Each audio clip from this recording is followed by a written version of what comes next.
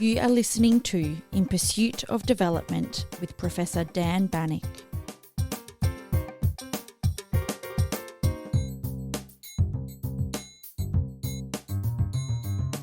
Welcome to In Pursuit of Development.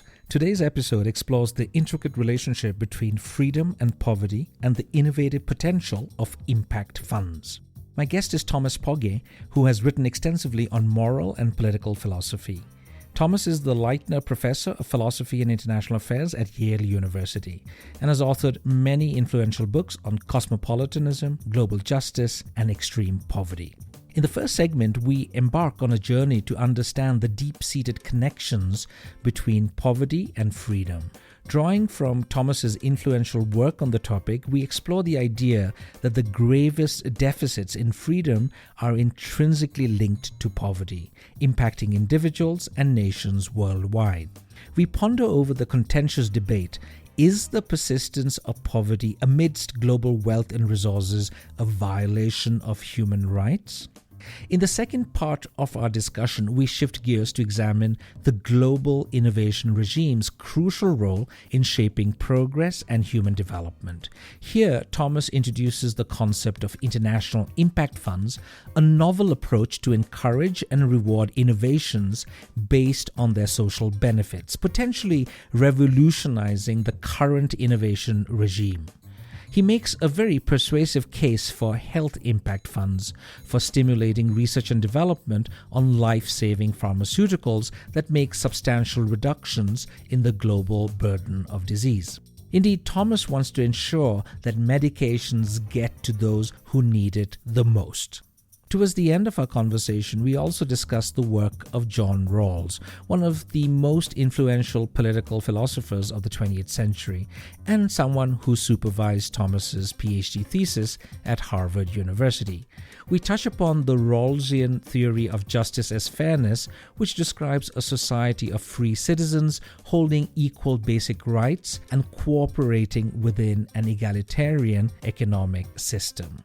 If you enjoy listening to this show, I would be very grateful if you could hit subscribe, rate the show, leave a comment, and consider sharing the podcast on your social media channels. Let your friends and colleagues know about the show so that they too can be a part of this journey with us.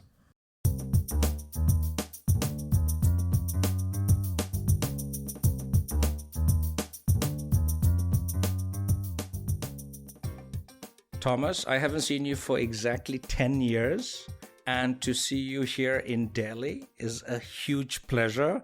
Welcome to the show. Thanks very much, Dan. So, we're interested in poverty, both of us. Let me just ask you, Thomas, what is the relationship between poverty and freedom?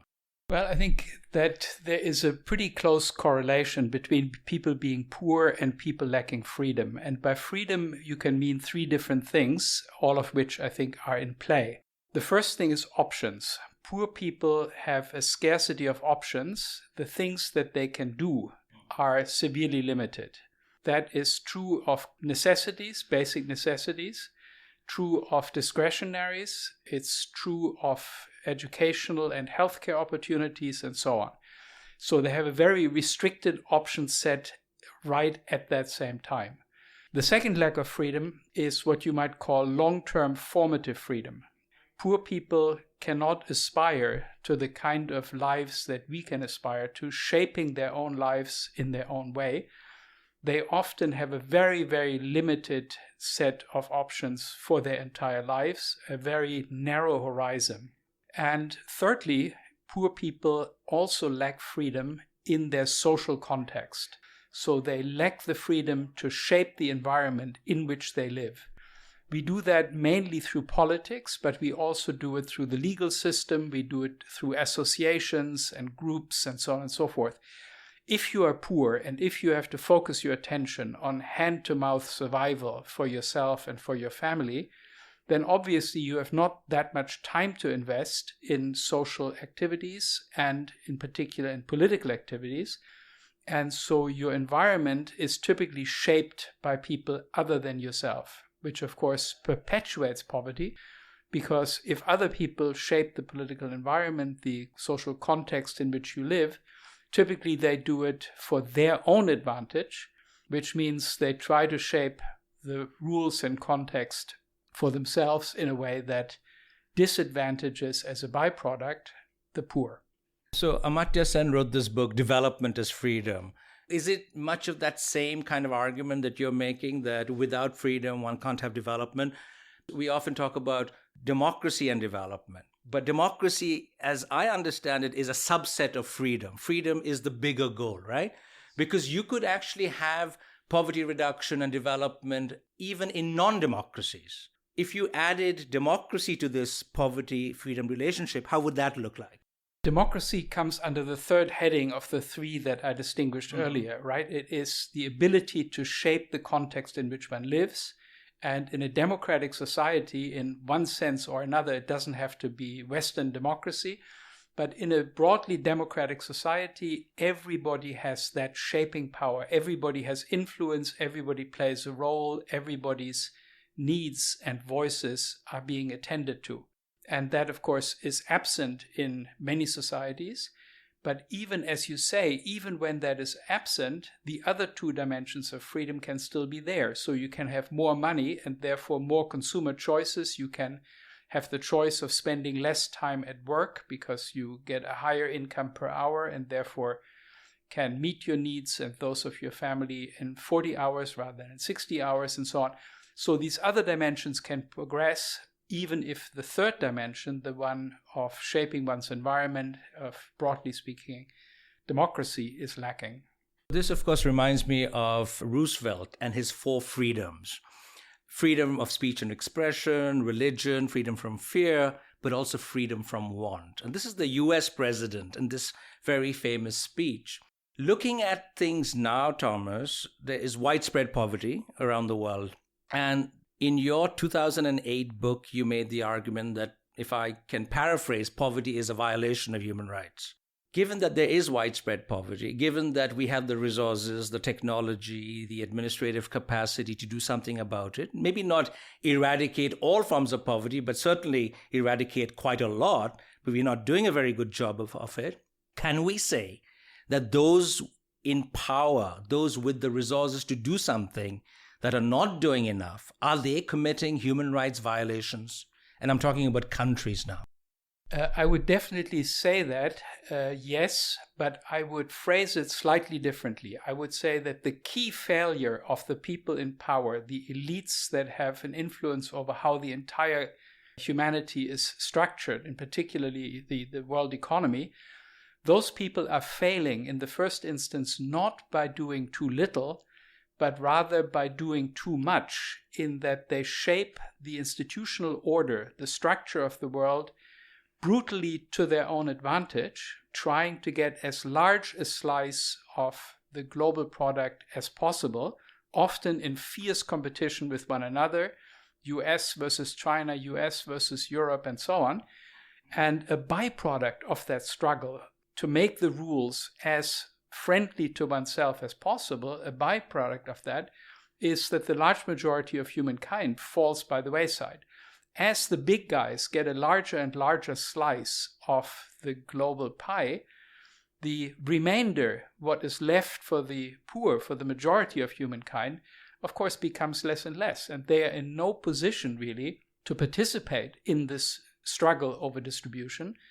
And so it's not surprising that they are hovering near the minimum for bare survival, and do so even some 80 years after Roosevelt gave his famous speech. Right? When Roosevelt spoke, he was talking about the immediate aftermath of World War II. He said, "This is the world we promise. We will achieve a world without want." And he very rightly believed that that world was within reach with the economic, technological, and administrative capacities, even of the 1940s and 1950s. Now our capacities are much greater. World income per capita has increased by about 4.4, a factor of 4.4. So it's more than 4 times larger than it was after the Second World War. And still we have 42% of humanity unable to afford a healthy diet. Those people are basically still at the level of bare survival. now reduced to an even smaller share of global income. They now have roughly 1/10 of the global average income or below. So the cutoff point for a healthy diet, you have to have about 1/10 of the global average income in order to be affording a healthy diet. And as I said, 42% of the world's population, by the Food and Agriculture Organization's reckoning, are not able to afford such a diet. So they live below that 1/10 threshold, purchasing power adjusted.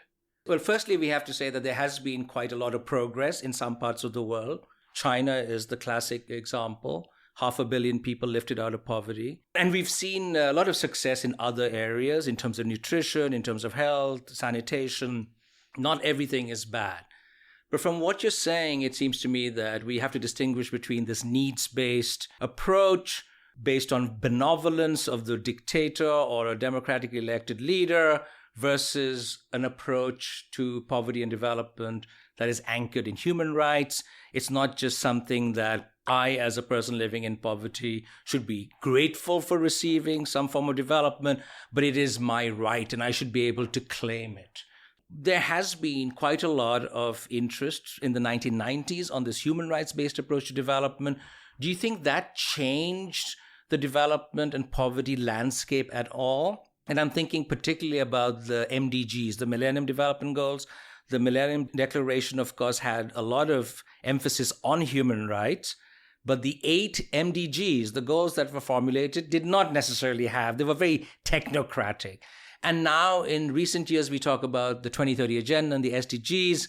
The jury's still out whether these development goals are based on human rights. So what is that linkage? Did that introduction of that human rights element help in promoting global development and reducing poverty? Yeah, good. So the idea that development should be in some way driven by human rights, that idea is a very old idea that was present very much already at the formulation of the Universal Declaration of Human Rights in 1948. As you know, that declaration has a bunch of civil and political human rights and a bunch of social and economic human rights, cultural human rights. And there followed an intensive dispute between the developed West on the one hand and the second and third worlds, then so-called, the Soviet orbit and the developing countries on the other hand, where the West was saying that the social and economic human rights are not human rights properly so speaking, and so on and so forth. The result of that was a long stalling process in which very little happened, and then finally the much anticipated covenant on human rights had been split into two, a civil and political covenant and a social, economic, and cultural covenant. They were both adopted in 1966 and ratified or came into force in 1976. And pretty much every country ratified both covenants. So in the end, it made very little difference. But the idea was that there are social and economic and cultural human rights. Now, then the question is, what does that mean? What we were pressing for towards the end of the century was to say that what this means first and foremost is that the structures, the institutional structures that govern the world economy, diplomacy, and so on, have to be human rights compliant. That is to say, we have to organize the basic structures of the world, trade, intellectual property rights, and so on, in such a way that they allow for or support human rights to be fulfilled. That was a big push. I was involved in that together with UNESCO. I edited a volume, Freedom from Poverty as a Human Right, in which it was a collection of essays where we put a lot of essays together and so on. Now that idea was very strongly resisted once again by the Western countries. They said that we are not constrained by human rights about how we arrange the world economy. We should think of human rights as founding a claim to assistance. You know, it is at the most we are obligated to assist poorer countries, but we are not obligated to arrange the world economy in a way that is even minimally fair to those countries, allowing them to stand on their own 2 feet. Now, in that debate, the West came up with a new idea. They thought that the human rights language is really a little bit dangerous, because human rights, by their intrinsic understanding, demand a very high level of priority and urgency. A human right, once it is at stake, is something that needs to be fulfilled immediately. So if you have a person who has been unjustly arrested, for example, for their political beliefs and is now in jail, and the court issues an order and says this was a violation of her human rights, she has to be released right then and there. And of course, if you transfer that to poverty, that would be a pretty dramatic thing, that you say, here are half the world's population, their basic human rights under Article 25 of the Universal Declaration are not fulfilled, and we have to immediately fulfill these human rights because we can, because we have illegally imposed an economic order on the world under which these very large segments of the human population cannot meet their basic needs. So seeing and sensing that danger, the developed Western states under US leadership made a terminological move. And they said, let's discuss this whole social economic stuff under the heading of goals rather than rights. And that makes a huge difference in many different ways. First of all, it takes away that absolute priority that human rights have. It takes away the immediacy, the urgency that is intrinsic to the concept of human rights. And it also gives a collectivistic sense to the whole enterprise, in that the goals were formulated in terms of reducing this and that parameters. So how many people are hungry, how many people are poor. We make that a goal, one goal among many that policymakers pursue, and we give ourselves, 15 years or so to get there.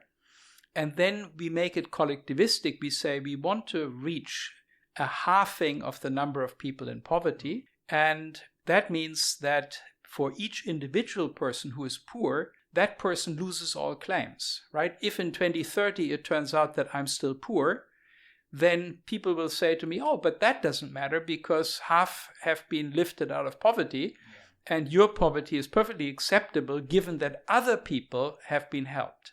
That's a big contrast to human rights, right? With human rights, the fact that your human right is violated is not in any way losing its claim by virtue of the fact that other human rights have been fulfilled.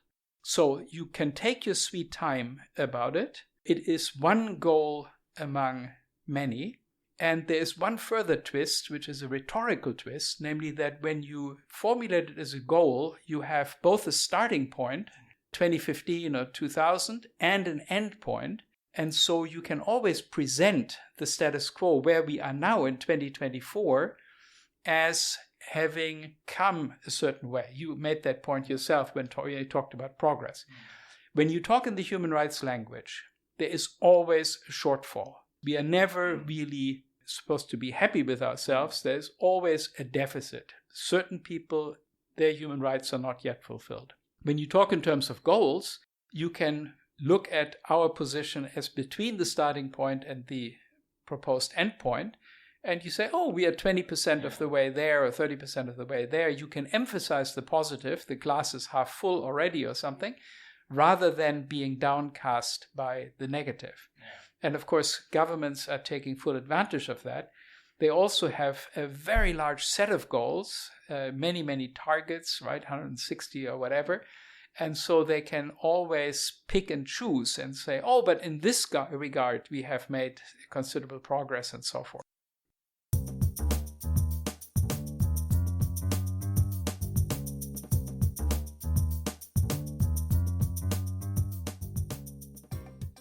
The other point, of course, with these goals, Thomas, is that they are largely voluntary. The first phase of these global goals, MDGs, they were meant for rich countries to do something about poor countries. It was mainly aid, a bit of charity. Some progress did happen in some parts of the world. The MDGs were relatively successful in some parts of the world. But the point you made earlier, Bill Easterly made a similar point, saying that a lot of African countries, the starting point was way different from many other countries. So it is difficult to sort of say anything about that or measure that progress, right? So voluntary commitments is one thing. And in the SDGs, as an added problem, I see that now, we're all in the same boat. So we can use a lot of the money that we could have earmarked for aid, for supporting other countries, for showing solidarity with strangers in distant lands. We can now, with a good conscience, use it within our borders to resolve our problems.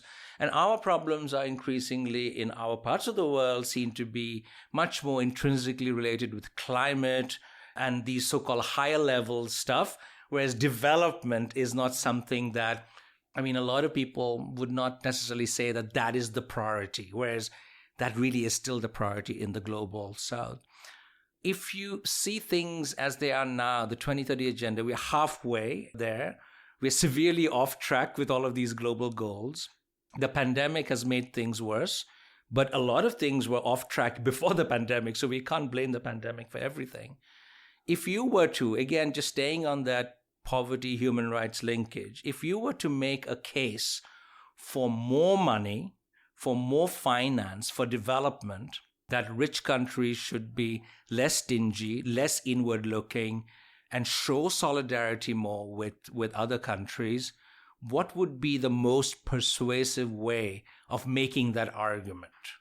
The most persuasive way would be to say that the existing institutional order that we have is greatly aggravating inequality and therefore also poverty. And so development assistance, so-called, is really not development assistance, but it's compensation for the effects of injustice. And it's very good that in the recent COP, that was acknowledged, even though no funding was given, a few $100 million or something, but loss and damage, exactly. So that's one example where the rules under which the world functions are so obviously unjust, right? That we say it is perfectly all right for anybody, any country, any corporation to pollute as much as it wants, thereby imposing negative externalities on other people and not to compensate for them. This would be outrageous in the context of tort law within a country, right? So if I destroy your car or scratch your car or damage your garden or whatever, of course I have to pay for that. But in the international realm, it is considered perfectly all right not to do that and to pollute at will and to destroy others' climate, to make whole countries disappear, the island states and so on, without ever paying any kind of compensation. So that thought, I think, is the thought that I would emphasize. I would say that we have, in many ways, not just in the climate case where it is the most obvious, but intellectual property rights is another thing, right? We have insisted that the weak and poor countries adopt these very strong intellectual property rights, which means that if they want to modernize and use modern technologies, they have to pay large amounts of money to northern patentees for the privilege of being allowed to use green technologies, modern medicines, and so on and so forth, which again is an outrageous injustice that we should at the very least compensate for, but preferably we should think about how we can change these rules in such a way that poor countries do not need a lot of assistance and solidarity anymore, but rather can much more easily meet their own needs and develop their own country under their own steam. So what we should have is an organization of the world economy that is much more hospitable to development, and that would be, that we don't have that, would be the main basis for saying that we owe them at least compensation for the horrendous injustice of the rules that we are imposing on them. I'm glad you mentioned the latest COP in Dubai, which made a lot of headlines because it was still petrostates dictating, the lobbyists dictating what the world should do. And of course, I've seen this in your writings, and a lot of people have been a bit frustrated. Perhaps we're putting too much faith in the COPs, because what comes out of these statements at COP, I mean, there's nobody really following it up. We could all agree on some fancy formulation, but it does not really have any influence and power. It seems more symbolic. But what I was surprised, pleasantly surprised, that on the first day of COP28, there was a resolution adopting this loss and damage fund. And Germany, your former country, provided a lot of money. And I think some others did too. And now there's several $100 million. But I've been interacting with some of these development ministers from Europe and the development bureaucracies, aid bureaucracies. And one argument I kept hearing is that there will be an overload of obligations. If we were to use that argument that we have to compensate for historical injustices, that we've polluted, etc., we wouldn't know where to stop. China would insist that they're not rich yet. They're still a developing country. The United States will refuse to pay. It's much better to first talk about not just money, but whether countries receiving this money have a viable plan. If they have a good plan, we'd provide money, but not just unrestricted amounts of money flowing just because of historical injustices. What do you think of that? Well, again, think of the tort law analogy in a domestic case, right? So I damage your car, and now I say, well, before we talk about my reimbursing you for that damage and so on, let's talk about how you're going to spend that money. Do you have a good plan what to do with that money and so on? I think this is just nonsense. We have harmed these countries very severely, and in particular the people in those countries. And so we owe it to these populations to make up for that harm. And it's up to them to decide what they want to do with this money. And of course, our first obligation is also to think about how we can reduce that harm in the future, right? It's sort of not all right for me to damage your car every morning as I back out of my driveway and then to pay for it, right? I should stop this ongoing harm. And in the meanwhile, I should also compensate for the harm that I've already done. Now, there's one sort of reasonable point in what you say, or what you report others as saying. That is that when a poor country is governed by a dictatorship or something, then of course corruption indeed, then you don't want simply to fork over the money to the government in order for the government then to purchase new limousines or to feather their bank account in tax havens, which, by the way, also the Western countries are supporting. So you owe that money to the population and not to the government. And so you have to make sure that if you give it through the government, it reaches the population. And if it doesn't, you can easily find other ways in which you can reach the population, right? Other ways, in particular, lightening the burdens that the rules of the world economy impose, for example, through intellectual property rights that make medicines unaffordable in many poor countries. So you can find other ways that benefit the population. The argument is that look at some of these oil-rich African countries, how successive regimes have misused the funds, and some of them have ended up in Switzerland and other places. So, you can't really trust the leader. So I see that. Let's go back to something that you've been focusing quite a lot of attention on of late, and that is innovation. We've been so far talking about political will, a commitment. We're talking about generosity, ability to finance, etc. But then there's also this technology innovation element in this global development discourse. And I'm thinking of the recent pandemic, Thomas, where we in the West were accused, rightly so in my view, of being selfish, of thinking about ourselves, making sure that we had access to the first-class vaccines, and we were willing, if at all, to give away the third-class vaccines close to the expiry date to others. Now, there was an impressive, genuinely good-intentioned, I believe, attempt to distribute vaccines to many countries in the global south under this COVAX umbrella. And most analysis that I've read and people I know, my colleagues working on it, say that it did not do very well. So thinking about vaccine development, which, by the way, many people highlight as a very successful case of humans getting together, working across countries, Nobel Prize winners, who shaped the evolution of this vaccine. So that was Operation Warp Speed that really worked well, but it worked well mainly for rich countries. If we could devise a new system of innovation and compensate those who take risks, who spend a lot of money in research and development, and getting ready for the next pandemic or any other problem, how would you go about devising that? What should we do differently the next time? Not just, of course, during these major catastrophes, but also generally in relation to global development, whether it is climate, environment, health, sanitation, anything where private sector companies, others are innovating, coming up with good technology that can save the planet. How should that distribution and development of technology, innovation, etc., be rewarded?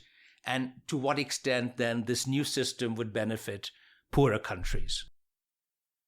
Let me start my answer by disagreeing about one small point about your diagnosis of how the things went with the pandemic. The one thing that I disagree with is that it worked well for the developed countries, for the rich populations. It worked certainly a lot better for them than for the poor populations, but not well. And the reason is that by not including the poorer half of humanity in a global strategy of disease eradication, you make sure that they remain as a breeding ground for ever new variants of COVID. And that is something that we find not just in COVID-19, but we also find it in malaria and tuberculosis and so on. This, of course, is something very welcome to the pharmaceutical industry. They won't say that, but their profits are very much supported by the fact that these diseases simply do not go away. They stick around, and poor people ensure that. Poor people are not a profit center for pharmaceutical companies, but they are still part of their profit model because they perpetuate the presence of the disease and they lead to new disease variants. So we did much better than the poor, yes, but we didn't do anywhere near as well as we could have done. A disease should just be eradicated, right? In the whole history of humanity, one disease was eradicated. That was smallpox. Polio, almost, that's right. We are nearly there. The guinea worm, we are almost there, and so on. Yes, but really eradicated just that one. And that shows it can certainly be done, but it cannot be done if you leave a large island of populations that are simply not getting the medicine. So what should we do in order to revise the incentives, you're asking, in order to give pharmaceutical companies the right incentives? Here, the first insight is that making innovations useful for humanity is a two-stage process. The first stage is you have to get the innovation. And you're right, warp speed, this was all very well done. We got the innovation, we got it pretty quickly. The second phase is diffusion. You have to get the innovation to people, and in the case of an infectious disease, you have to get it to people in such a way that you have a strategy to contain and finally suppress and eradicate the target disease. That is where monopoly rewards are particularly unsuitable, because monopoly rewards, on the one hand, are excluding large chunks of the population, and on the other hand, also, they don't give you that population level incentive in trying to get the disease eradicated, right? The pharmaceutical company, of course, wants that each of their customers are helped, but they don't want the disease to go away, because if the disease goes away, you've just lost your entire market. So what is the right way to incentivize? Well, it's obvious if you think about it. The right way to incentivize is you align the social purpose that you want to see achieved with the reward of the company. So you say, what do we want to achieve? We want the disease burden from COVID to be as small as possible 2, 3, 4 years down the road. And so we reward companies for their contribution to decimating this disease. The more impact they have on reducing the disease burden from COVID, the more money they will get.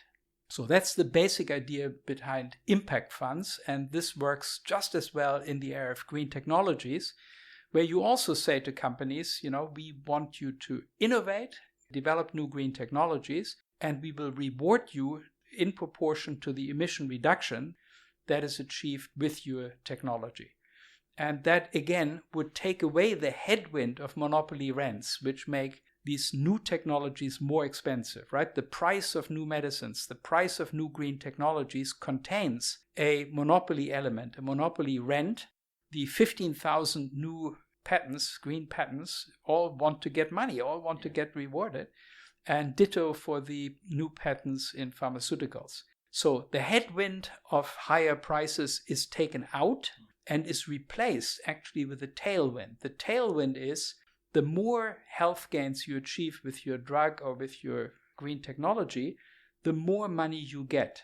Now, if you get, in addition to the sales price, a premium, a reward for reducing the disease burden or reducing emissions, then of course you can afford to sell even below cost because you're not dependent on the sale price alone. You also get that additional reward.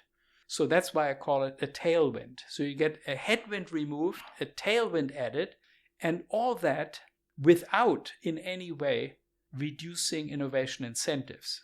The innovator still gets a nice cash flow, and we can actually make that more attractive still by saying to the innovator that registration is voluntary. So if you register for these impact rewards, trade your monopoly rents for impact rewards, it's a voluntary choice. You do this only if you think you will make more money with impact rewards than with monopoly rents.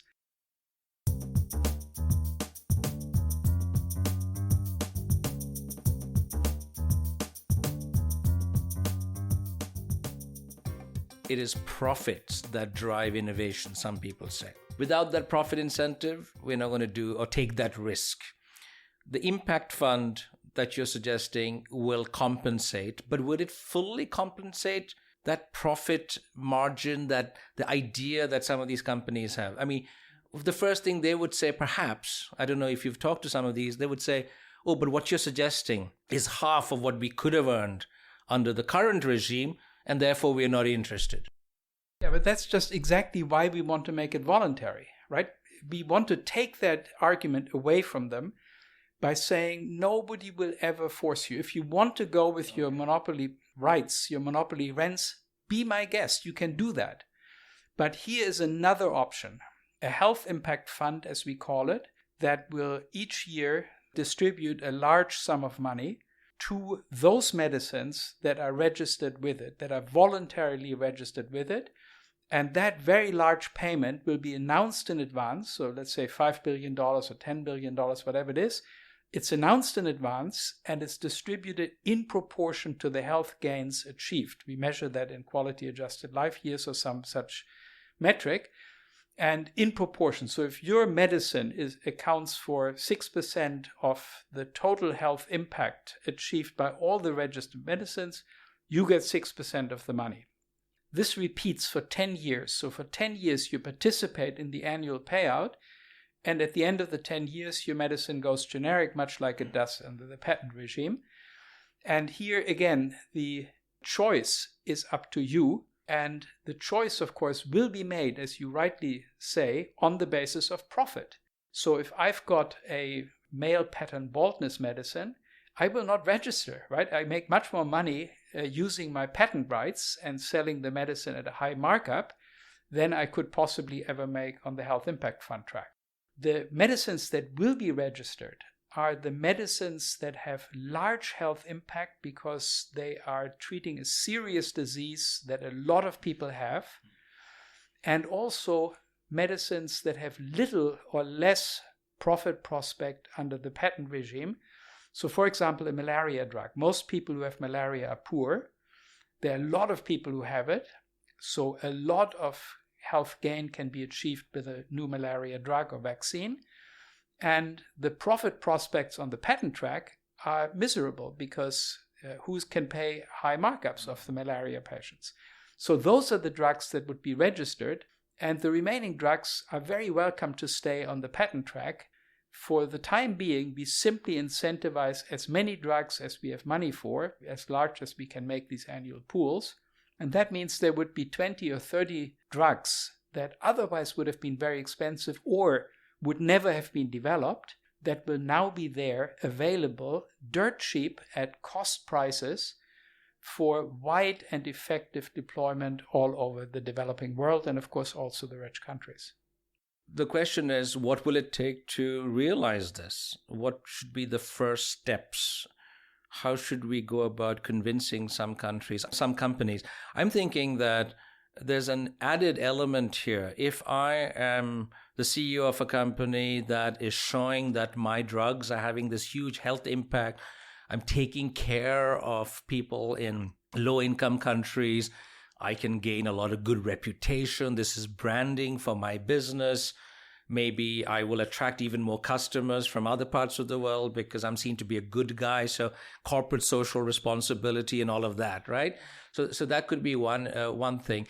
But I was also thinking about a study that I'm completing looking at Indian pharmaceutical companies, the Dr. Reddy's, and many of these companies based in India that are actually extremely important for the African continent. India supplies these generic medicines. And when I was talking to some of these officials at these private sector companies, they were saying that, it's interesting that most of the research and development that we do for new drugs, etc., they're catering to the American market, because as long as you get American approval, that's where the money is. It is mainly paracetamol that we sell in Africa. So even though that is changing, now in many parts of the world, including on the African continent, there are numerous lifestyle diseases, cancers growing, and making available cheap medicines for treating these diseases is very difficult. It's costly. But Paracet is okay. Going back to my first issue here, Thomas, what should be the first step? I mean, how should we go about designing a system of global governance, assessing impact, getting people slowly into this health track of an impact fund and an environment climate track of an impact fund? How should we go about it? And should it be done under the auspices of the UN, which is often seen to be a paper tiger in some cases? Should it be the World Bank? Should it be anybody else? Should it be bilateral systems? So what's the first step you would advocate for such health impact or environment impact funds? So the first step, I think, should be a pilot. The idea is very revolutionary, right? The thought that the only way we can incentivize innovation is through monopolies. That thought is very, very deeply entrenched. And of course, it's a thought that has very, very powerful defenders, right? The Bill Gateses of this world included. There are people who make billions and billions and billions of dollars on intellectual property rights, and those people are worried that if another way of incentivizing innovation emerges, that this will somehow undermine their golden cow. I have no intention of undermining that. I don't want to reform the software market or Gucci handbags or whatever other patents may be around. I don't care that poor people don't have access to those things and that they're very expensive. But I do care very deeply about poor people having access to essential medicines and having access to green technologies to save this planet. So first step, you asked me, is we have to get a pilot going. And a pilot would cost something in the order of $100 million. This is how it would work. You would reduce it to a fraction of the world. For example, you would do it in Africa. And you would also reduce it to a very small number of products. So you would say we organize, let's take health as an example. We organize a competition among 4 medicines.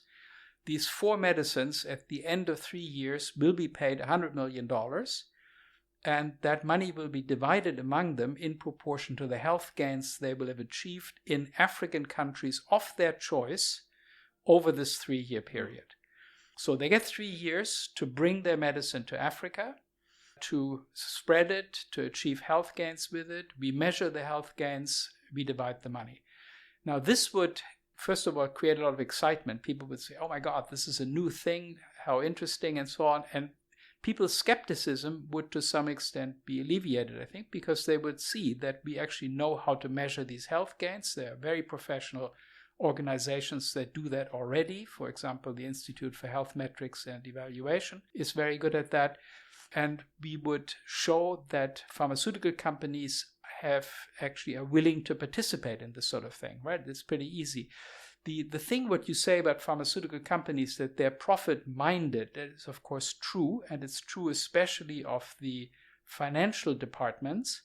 But you have to also remember that many of the people who go into pharmaceutical research and make that their career actually start out with high idealism. They want to do something for the world, and it is deeply, deeply frustrating to them that drugs that they know that they can develop are cut off by the finance department, who say, this is not a lucrative drug. We are not going to pay for the clinical trials on this drug because this drug just helps poor people, and how the hell are we going to make our money back, right? And so the key responsibility here is with governments. Governments have to change the rules, not to abolish the patent system, but to establish an alternative track that innovators can voluntarily choose and therefore can be rewarded even for those very important innovation projects that currently are simply not profitable and therefore not funded.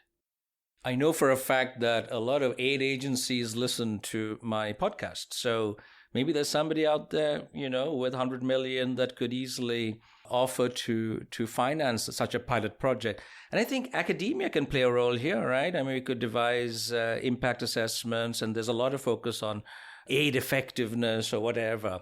And this could be applicable for any technology in clean energy, solutions. It could be cooking fuels.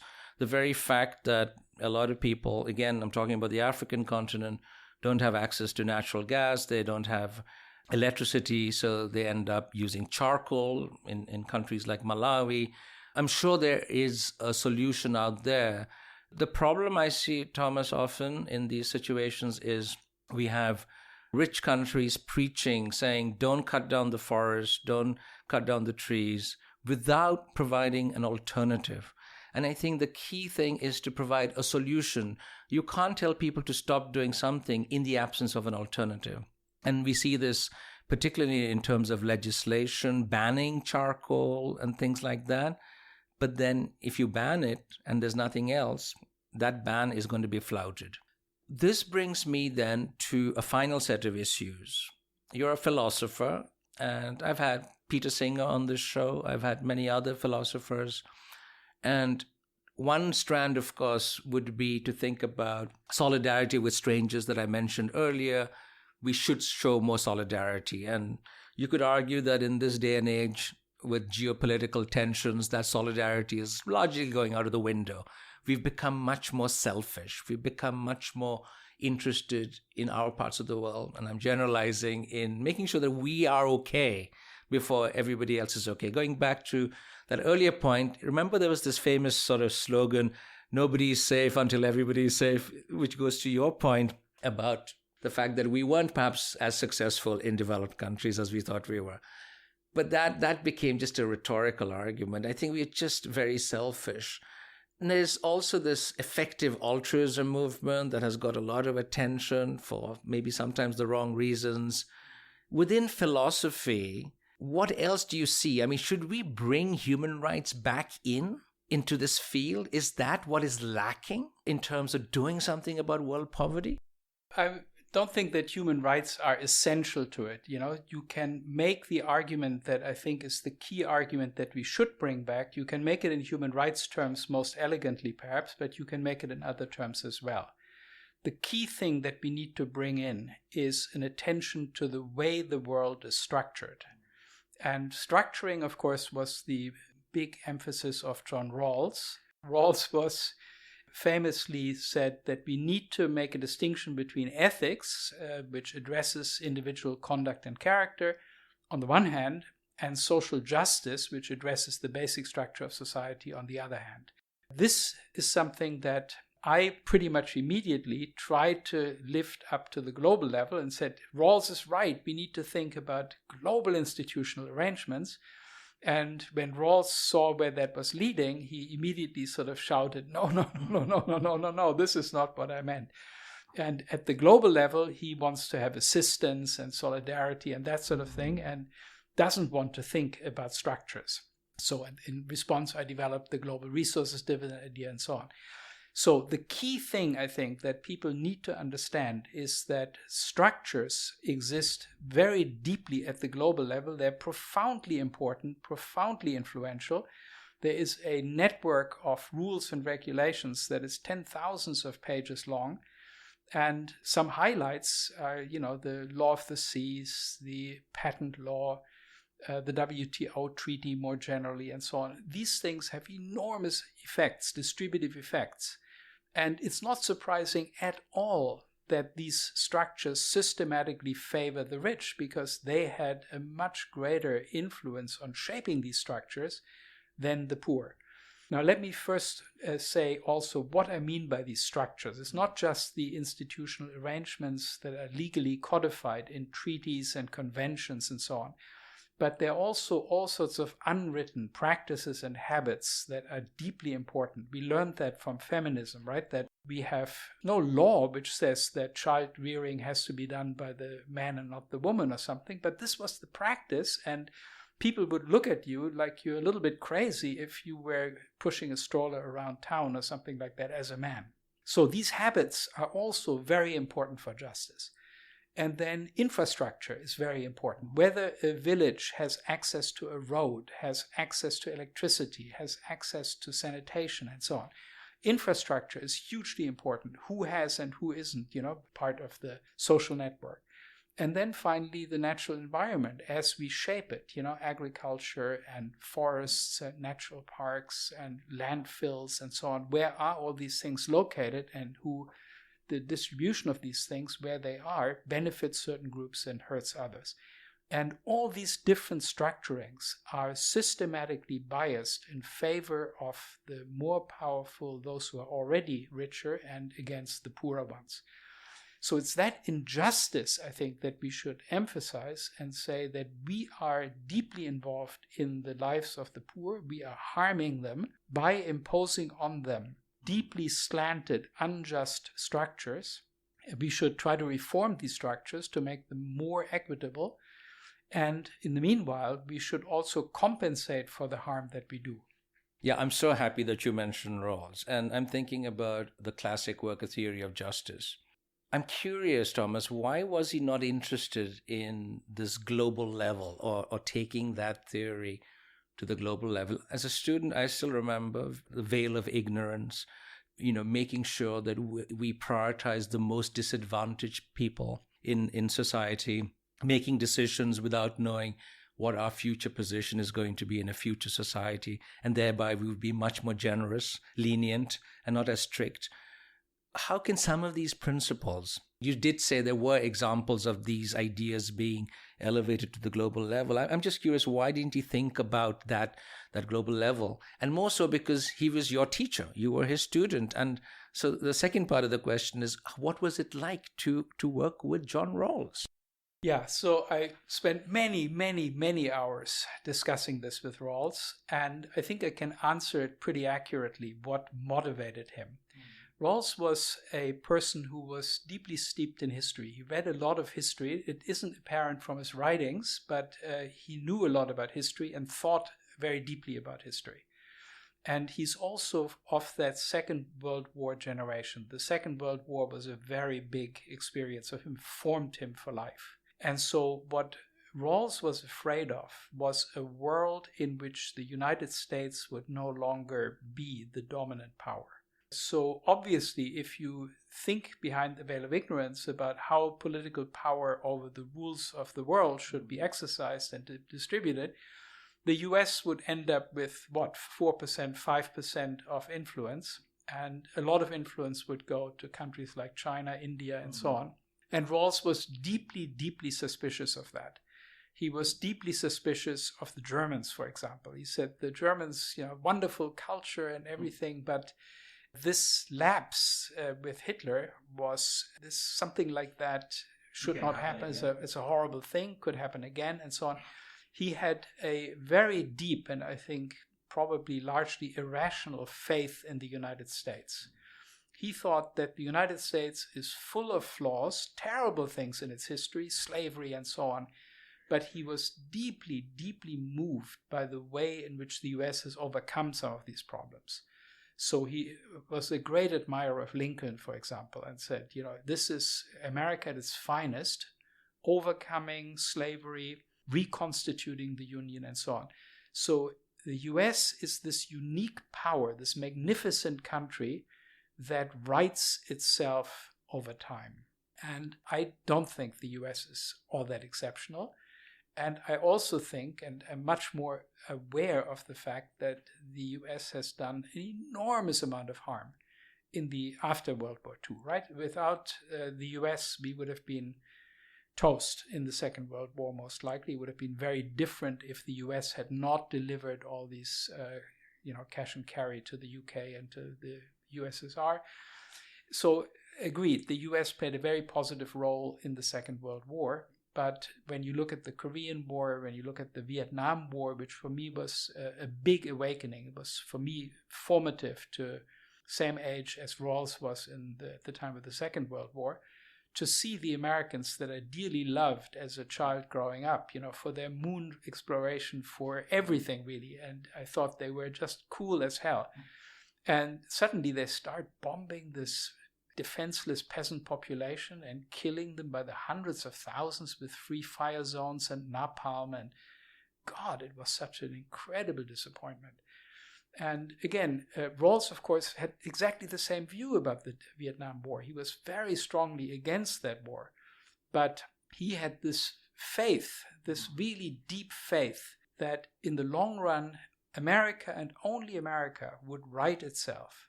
For that reason, I think, he bent his views, his sort of philosophical views, into shape so that they would allow the United States to maintain its position of power and dominance in the world.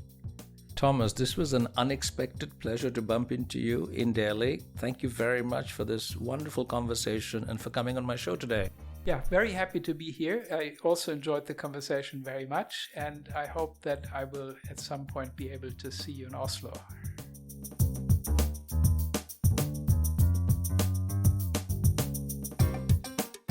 If you enjoyed this conversation, please spread the news among friends and colleagues and share the link to the podcast on social media. You can tag us on Twitter at GlobalDevPod and Dan Bannock.